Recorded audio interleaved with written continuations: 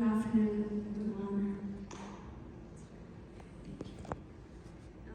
My name is Nikki. I'm a General Secretary of Tibetan National Congress, New York, New Jersey.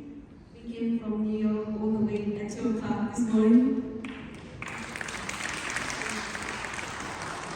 As we gather here today to commemorate the 38th Vietnam Human Rights Day, I stand before you as a Tibetan who has never had the privilege to call a country my own, a land scarred by brutalities of oppression.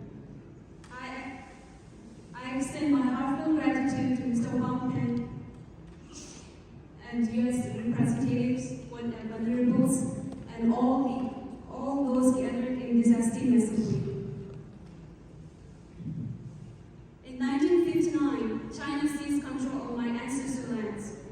Our homes were invaded, our monasteries desecrated, and our people were subjected to unspeakable atrocities, all under the guise of cultural revolution and development. But let us ask ourselves, was it truly for progress or merely a facade to tyranny?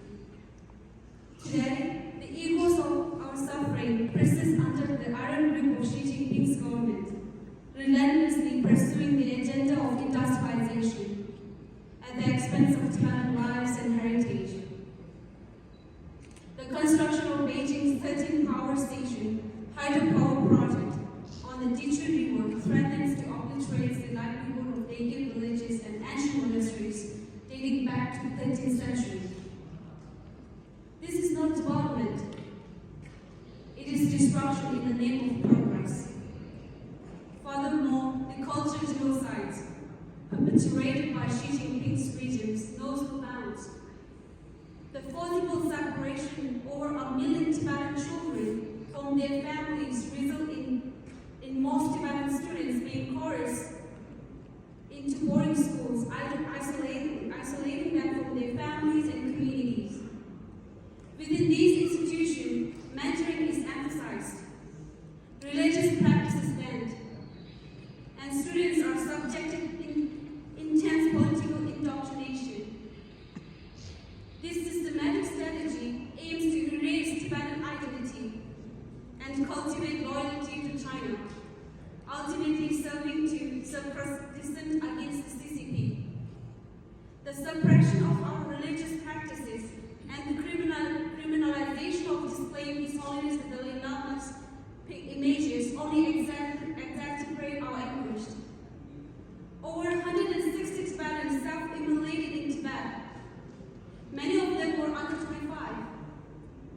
Each one a tragic testament to the egregious violation of human rights committed by the Chinese Communist Party.